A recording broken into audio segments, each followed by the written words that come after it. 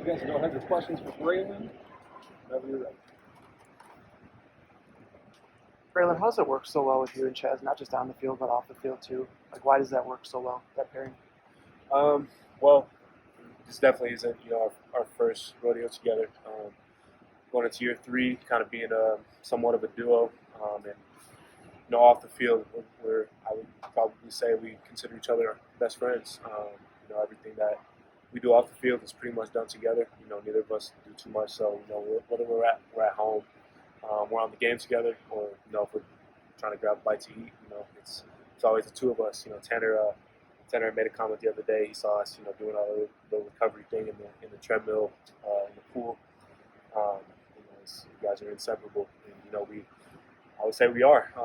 So our relationship goes far beyond on the field.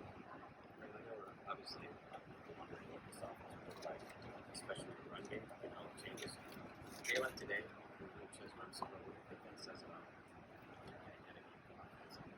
especially for fans who are wondering, is this still going? Yeah, we're RBU at the end of the day. The offense, regardless of what type of philosophy it is, or what the title of it is, it's going to go through the backs.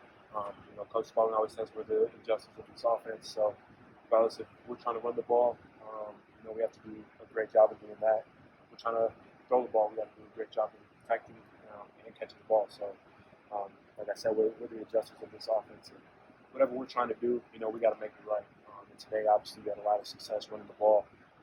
But that might not always be the case. Might not always go for 300 yards. But whatever we're trying to do, we just do our part to the best of our ability and try to make it right. When you mentioned the relationship with Chaz extending far beyond the field, how much does that help when two guys are both running the ball in their hands and both going to carry the load as much as possible? Yeah, it's easy. I mean, it's easy. Being as close as we are, we both want to see each other succeed. We both have the same goals. So when one of us is doing well, it just pushes the other to do well too. I mean, I saw Chaz break 89, and in my mind, it's okay. I got to try to one up. Probably didn't, but you try your best to. He wants that for me too. So I think that's a big part of our success. I also think that being close off the field helps you hold each other accountable.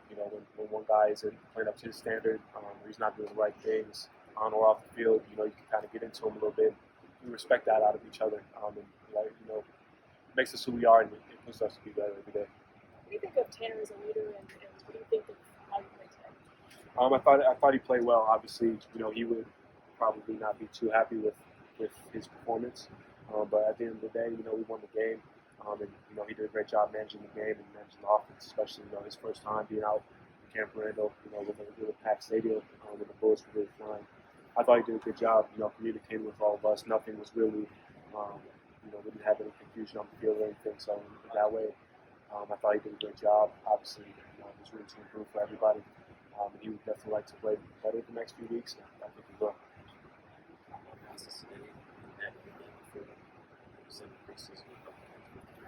What do you think has been working for you, or what worked for you today, and why is that something that you carry through this season? Obviously, when you're trying to go to the NFL, that's something they're going to be looking at. Obviously, being a bigger back like myself, that's something that they're not going to expect much from me. So I just want to be able to put that on tape as much as possible. And, just constantly, pretty much every day during camp, I was on the jug, catching 20, 30 balls after practice every day. So just getting more comfortable catching the ball in different places, getting a lot of reps with Tanner in practice, indie and things like that. So just trying my best, and hopefully I can continue to have that type of impact in basket. Obviously, like more yards, but just getting the ball in my hands in whatever way. You said the goal was 50 catches. Of course, training camp. It's a leap in week 1 to have 7 receptions. I mean, did you truly envision that? What was the reaction like, knowing that you led the guys in catches today? I didn't know that, but it's cool. I guess just trying to do my part as best as I can. Hopefully, like I said, can keep being incorporated in that way. So I didn't know how many really I had until I saw it on the screen. But any way I can get the ball in my hands is good with me. You're on pace for 91. 91 catches, that would be sick. So, really, like with the temperatures out there, it's the second hottest, just how did you handle the heat?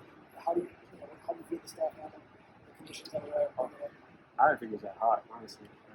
Like 2 weeks ago, a week ago, we were in much worse conditions. So I didn't think it was too bad at all.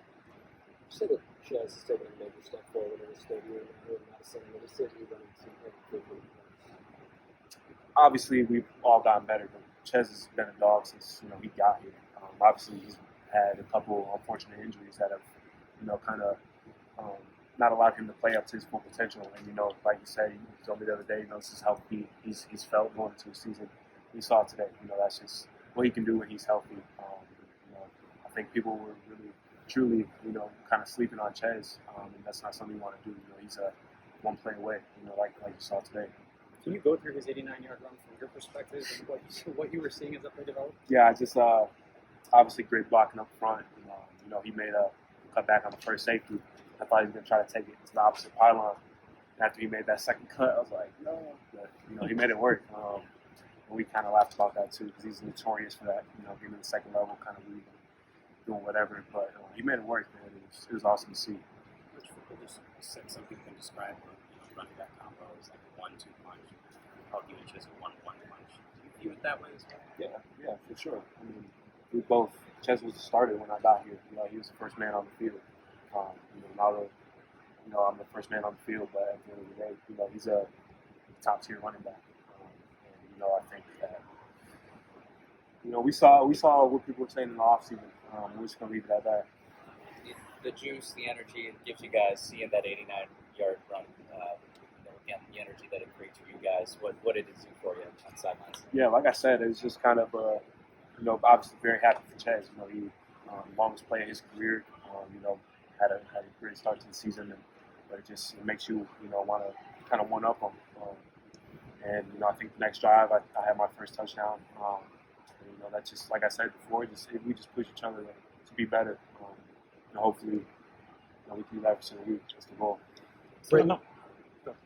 So with the new entrants, no more streets have no name. Is there anything that worries you? Did you pay attention at all? Did you have a reaction to what nah. just the I new didn't even intro? notice.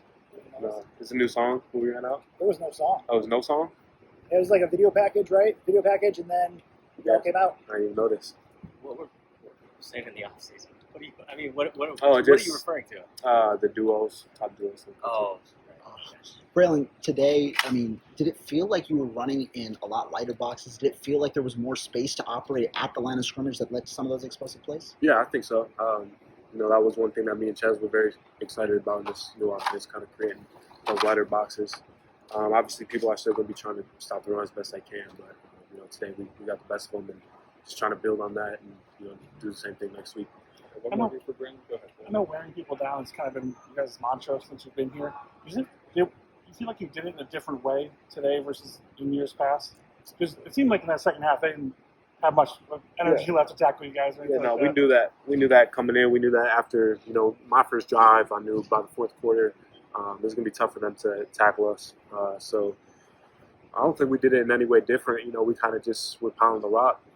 Obviously maybe not as heavily as we have in the past, but at the end of the day, we had some big plays on the ground. A couple big plays through the air too. So I think it's just now keeping them on their heels a little bit, not really knowing what to expect was what helped us. You got time for one on pass pro? Wanted to ask you about that rep early in the game when the linebacker came on a blitz and ended up sacking Mordecai. Can you just take me through your thoughts on that rep?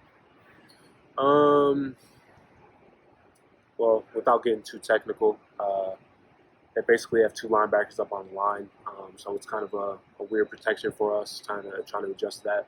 Basically, I got to come all the way across the formation and try to stay in good body position, which is tough. So tried to cut him, didn't get my head across well enough, didn't get my shoulder through both his thigh boards, and he stayed up, ended up making the play. But just learn from that, and the rest of the game, coach told me not to cut again. So.